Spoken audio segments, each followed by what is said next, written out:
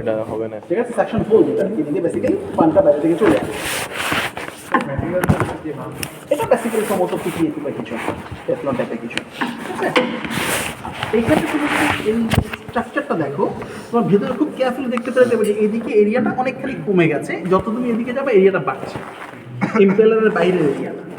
So সে কী করে, এখান থেকে শুরু করে এরিয়াটাকে ক্রমাগত কমাতে কমাতে কমাতে কমাতে কমাতে কমাতে এখানে সে একদম মিনিমাম করে এটাকে ডেলিভারি লাইন দিয়ে দেবে, ঠিক আছে। এটা এরিয়াটা হ্যাঁ এরিয়া মিনিমাম করে, ফলে স্পিডটা বেড়ে যায়, প্রেশারটা বেড়ে যায়।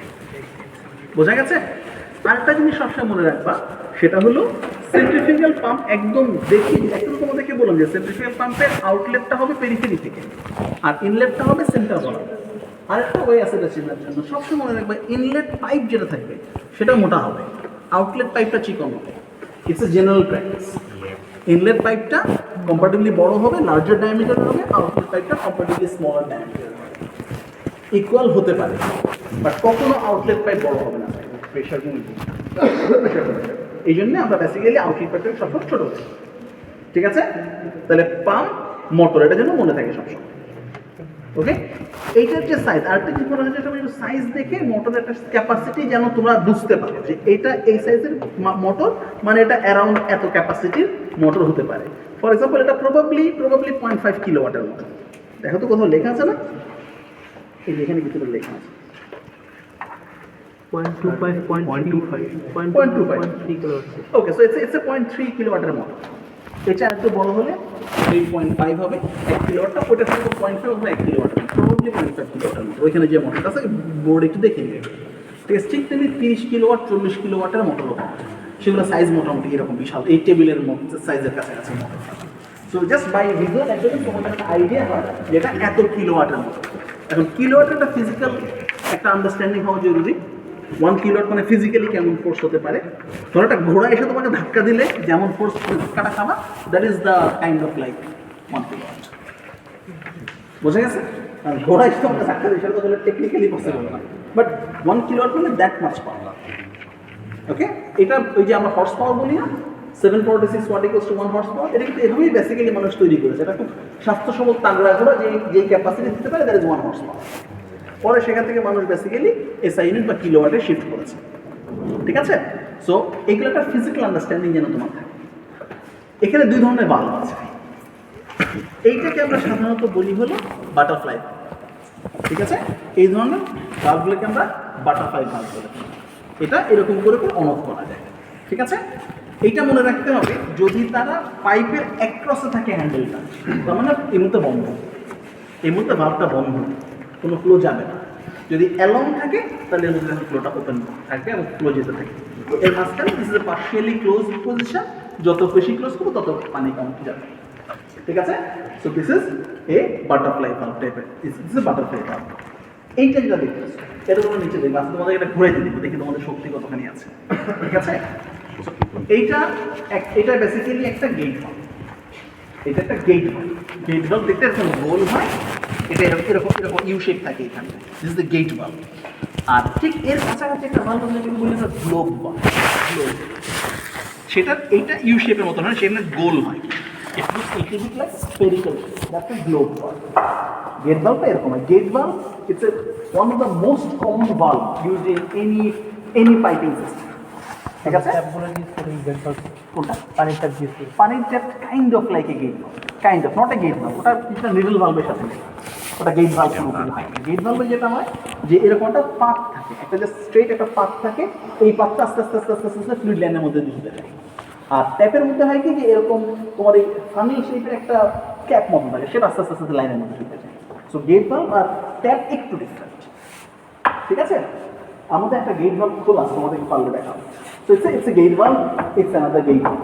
তাহলে এক্সপেরিমেন্টটা কী করতাম আমরা, এটা যদি আমরা সিরিজ কানেকশনে দিতে চাইতাম, সিরিজ কানেকশন, তাহলে হয়তো কি আমরা কী করতাম জানো, এই লাইনটা অন করতাম, এই গেট বাল্বটা খোলা থাকলো, এদিক দিয়ে পানি আসলো, এখান দিয়ে গেল, প্রথম পাইপে ঢুকলো, এখান দিয়ে বের হলো, বের হওয়ার পরে এইটাকে আমরা বন্ধ করে দিতাম, এটা পুরো এদিকে কোনো পানি বেরোবে না, এই পানিটা এখানে আসবে, এখান থেকে এই 3 ওয়ে ভালভটা দিয়ে, এটা বেসিক্যালি 3 ওয়ে ভালভ, এদিকে আর এদিকে যাবে, এখান থেকে পানিটা এটা সাকশনে ঢুকবে, এটা ডেলিভারিতে বেরোবে, এটাকে ফুললি ওপেন করে দিব, ডেলিভারি হয়ে এদিক দিয়ে চলে যাবে। বোঝা গেছে? আবার বলছি, রিজার্ভার থেকে এটা এখান দিয়ে আসলো, এদিক দিয়ে গেল, এটা সাকশনে ঢুকলো, ডেলিভারিতে বেরোলো, আমরা এই রাস্তাটা বন্ধ করে দিয়েছি।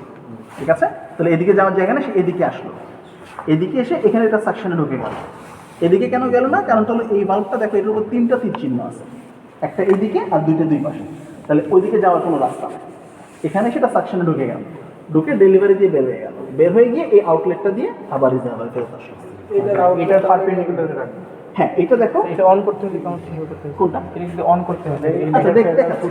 ওই যে দুইটা আরো আচ্ছা, তাহলে হাই রাইজ বিল্ডিং সিরিজটা বোঝা গেছে? হাই রাইজ বিল্ডিংগুলোতে তাহলে ডেলিভারি লাইনটা অনেক মানে আরো লম্বা হয়, তাহলে প্রয়োজন মতো আর কি। ওই যে বললাম, প্রয়োজন মতো তুমি 10 তলা বা 12 তলা পর একটা ওয়াটার ট্যাঙ্ক দাও, ওইখানে যে পানিটা জমা হয়, সেখান থেকে পরের পাম্পটা কাজ করা শুরু হবে। এইভাবে এইটা তো এক্সপেরিমেন্টাল বেডে করা, বাট রিয়েল লাইফে তো অনেকগুলো ইস্যু আসতে পারে। সাফিসিয়েন্ট ওয়াটার সে সাপ্লাই না, সাফিসিয়েন্ট ওয়াটার সাপ্লাই করলো না, তাহলে তো এই পাম্পটা সাবস্ক্রিপশনে পড়ে যাবে, সাফিসিয়েন্ট পানি পাবে না, ক্যাভিটেশন হয়ে যাবে। ঠিক আছে? তখন এই জন্য রিজার্ভার এই মেশিন বসাতে হবে। আর যদি আমরা যদি প্যারালাল কানেকশন করতে চাই, ওকে, এখান থেকে সাকশন লাইনটা আসলো, এইখানে কি আমার এখন দুটো সেকশন দরকার, এখানেও সেকশন দরকার, এখানেও সেকশন দরকার। তো আমি এটাকে এইভাবে করি, দুই দিকে যাবে, আপারও আছে। ঠিকই আছে, এটাও হতে পারে, এটাও হতে পারে। তো যেটা হবে কি, যে এখান থেকে পানি এদিকে আসবে, এখান থেকে পানি এদিকে যাবে, কিন্তু এই রাস্তাটাতে যাবে না কেউ। এটা ইনলেট হলো, পানি আসবে, এটা কি সাফিসিয়েন্ট হবে? হ্যাঁ সাফিসিয়েন্ট হবে, কারণ হলো যখন সে সাকশন করবে তখন এখান থেকে যত পানি যত নিয়ে আসবে। তাহলে তো স্যার যদি এটা হয় তাহলে এটা খুলে দিতে হবে না, তখন এটা খুলে দিব, এটা খুলে দিব, এইটা এসে এখানে এসে আটকে যাবে, এদিকে তার যাওয়ার কোনো জায়গা নেই। ঠিক আছে? তো দুটো সাকশন লাইন, দুটো ডেলিভারি লাইনে চলে যাবে। বোঝা গেছে? পাম্পের সিরিজ প্যারালাল কানেকশনটা বোঝা গেছে? আর এফিসিয়েন্সি কীভাবে ক্যালকুলেট করবো? এফিসিয়েন্সি ক্যালকুলেট করবো আমাদের যে ডেলিভারি ভাল্বটা আছে, এই ডেলিভারি এইখানে এই গেট ভাল্বটাকে আমরা আস্তে আস্তে প্রথমে ফুল ওপেন রাখবো, তারপর আস্তে আস্তে আস্তে আস্তে বন্ধ করে দিতে থাকি। বন্ধ করে দিলে আমি বেসিক্যালি এফিসিয়েন্সি স্ট্রাকচার দিতে পারবো, হেড এবং ফ্লোরেটটা কীভাবে চেঞ্জ করতে। ঠিক আছে? এগুলো তো স্যার জেনারেটেড ভ্যালু, আমাদের তো মানে ভ্যালু তো কি ভ্যালু? মানে না, কম্পিউটার এটা তুমি যখন ঘুরাবো তখন প্রত্যেকটা সেটআপের জন্য একটা নতুন ভ্যালু পাবো। আরেকবার বলবেন স্যার।